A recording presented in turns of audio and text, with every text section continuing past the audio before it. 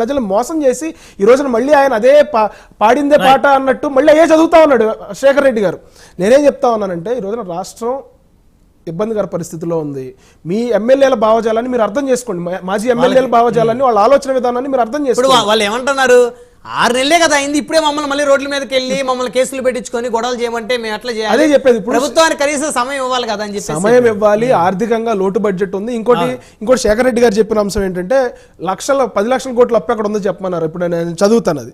Government debt 4,38,278 కోట్లు, public account liabilities 80,914, corporation debt 2,48,677 కోట్లు, civil supplies corporation లో వీళ్ళు చేసిన అప్పు 36,000 కోట్లు, పవర్ సెక్టర్ లో వీళ్ళు చేసిన అప్పు 34,267 కోట్లు, outstanding dues to vendors అన్ని స్కీమ్స్ కలిపి 1,13,244 కోట్లు, outstanding dues to employees 21,980 కోట్లు, non contribution to sinking fund 1,197 కోట్లు, బడ్జెట్ లో పెట్టకుండా ఆఫ్ బడ్జెట్ బారోయింగ్ అని చెప్పి 1,18,314 కోట్లు వీళ్ళు అప్పు చేసేశారు. దాన్ని బడ్జెట్ లో కూడా చూపించాల.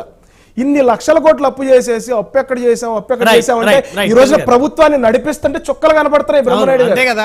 అప్పులకి వడ్డీ కట్టాలి, వడ్డీలకి మళ్ళీ వడ్డీ కట్టాలి అంటేనే చాలా కష్టమైన పరిస్థితులు. కంక్లూడ్ చేస్తాను. అప్పులకి వడ్డీ కట్టాలి, వడ్డీలకి మళ్ళీ అప్పు చేసి మళ్ళీ వడ్డీ కట్టాల్సిన పరిస్థితి. ఈ రోజున అధికారంలోకి వచ్చిన ఫస్ట్ నెలలోనే పెన్షన్ 1,000 రూపాయలు పెంచి 4,000 ఇచ్చిన పరిస్థితి, 198 పైగా అన్నా క్యాంటీన్లు పెట్టి వాళ్ళకి 5 రూపాయలకి భోజనం ఇస్తున్న పరిస్థితి. ఇస్తున్నదే కాకుండా రివ్యూ చేసి అక్కడ ఎవరైతే భోజనం చేశారో వాళ్ళందరికీ ఫోన్ చేసి మళ్ళీ ఫీడ్బ్యాక్ తెలుసుకుంటున్న పరిస్థితి. రైట్ కిరణ్ గారు, సమయం తక్కువ ఉంది. శ్రీనివాస్ చౌదరి గారు, మొత్తానికి రాజశేఖర రెడ్డి గారు, నేదురుమల్లి జనార్దన్ రెడ్డి గారు వారు చేసినటువంటివి చంద్రబాబు నాయుడు గారు తాను చేసినట్టు చెప్పుకుంటున్నారు, తాను ఖాతాలో వేసుకుంటున్నారు అనేది ఒక పెద్ద అభియోగం ఇప్పుడు శేఖర్ రెడ్డి గారు చేసింది. అంటే ఇప్పుడు ఇనే వాళ్ళకి ఏమర్థం అవుతుందంటే, అంటే నిజంగా హైదరాబాద్ అభివృద్ధిలో చంద్రబాబు నాయుడు గారు మార్కు లేదా అనే ఒక ప్రశ్నార్థకాన్ని ఆయన లేవనెత్తారు. ఉండదు సార్, ఎందుకంటే బాబు గారు రాజకీయాలు చేసేటప్పుడు జగన్మోహన్ రెడ్డి బహుశా గొర్రెలు ఆడుకుంటున్నాడు. నాకు తెలిసి అంతకుమించి ఏం లేదు. ఆయన 10th లో ఫస్ట్, ఇంటర్లో ఫస్ట్, డిగ్రీలో ఫస్ట్, అదేదో చెప్పాడండి. రాజశేఖర రెడ్డి గారు చెప్పారు అసెంబ్లీలో, మా కొడుకు 10వ తరగతి టప్పా కట్టేస్తే అమెరికా పంపిస్తే తిరుగు డబ్బా కట్టేశాడు. అదే తిరుగు డబ్బా కట్టేశారు కాదు, హోమ్ సిక్ అయింది, హోమ్ సిక్ అయితే ఇంటికి రమ్మన్నాను అనేది ఇదే పదాలు వాడాడండి. వీడియో తీసుకుని రిలీజ్ చేసుకొని చూసుకోండి కావాలి. హోమ్ సిక్ అనే పదాన్ని అయితే వాడారు, ఇదే పదాలు వాడారు. కాబట్టి ఆయన చదువుకున్న వ్యక్తి జగన్మోహన్ గారు అంతర్జాతీయంగా ఫస్ట్ క్లాస్ చెప్పుండొచ్చేమో. కానీ ఈ రోజు జగన్మోహన్ రెడ్డి గారు అనే పార్టీ నడపలేక, ఎందుకు నడపలేకపోతున్నావు అంటే, ఎందుకు పడిపోయినావు రెడ్డి అంటే లఘు అన్నట్టు, పార్టీ నుంచి వెళ్ళిపోయినాడు కాపాడలేకపోతున్నాడు, పార్టీ నిలబెట్టుకోలేకపోతున్నాడు, సొంత కుటుంబ సభ్యులు న్యాయం చేయలేకపోతున్నాడు, మొత్తం ఒంటరివాడు అయిపోయి ఫ్రస్ట్రేషన్కి వెళ్ళిపోయి పార్టీ కార్యకర్తలు కూడా తను కలవడానికి వస్తే సెల్లులు పెరిగి ఈదులో బారించాలని మీరు చూశారు వీడియోలు. సో ఇప్పుడు ఎందుకు ఓడిపోయావో సమీక్ష చేసుకోలేని పరిస్థితి. ఇప్పుడు కొన్ని విషయాలు శేఖర్ రెడ్డి ఒప్పుకున్నాడు, ఆయన ఒప్పుకునేదాన్ని నేను సంతోషిస్తున్నా, ప్రజాభిప్రాయాన్ని గౌరవిస్తున్నామని. ఈ ఒక్క మాట జగన్మోహన్ గారు అంటాడేమో అని 6 నెలలు చూస్తున్నాను నేను. బ్యాంచర్ అనే సమస్య లేదు, తగ్గేదే లేదు ఓడిపోయినా సరే.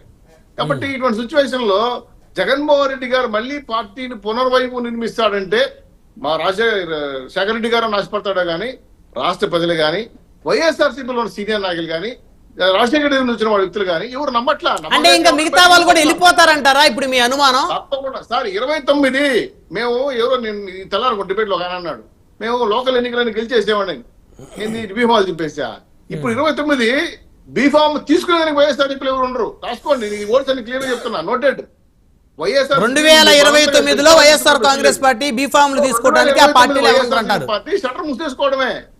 కేర్ కత్తం దుకాణం బంద్, అనుమానం ఒక్కర్లేదు. నేను శేఖర్ రెడ్డి బాధపడినా నేను ఫీల్ గాను, నేను నా ఓట్స్ కట్టుబడి ఉండా. ఎందుకంటే ఒక మాట అన్నాడు, మేము ఓడిపోయినాం, 20 సీట్లు వచ్చాయి మాకు, మళ్ళీ గతంలో ఓడిపోయినా మళ్ళీ గెలిచామని విభజన దెబ్బతిన్నాం. కానీ తెలుగుదేశం పార్టీ కార్యకర్త కట్టడాలు వినబడింది, జగన్మోహన్ గారి ప్రభుత్వం మాఫియా కట్టడాలు వినబడింది. మాఫియా కట్టడాలు వేరు, కార్యకర్తల కట్టడాలు వేరు.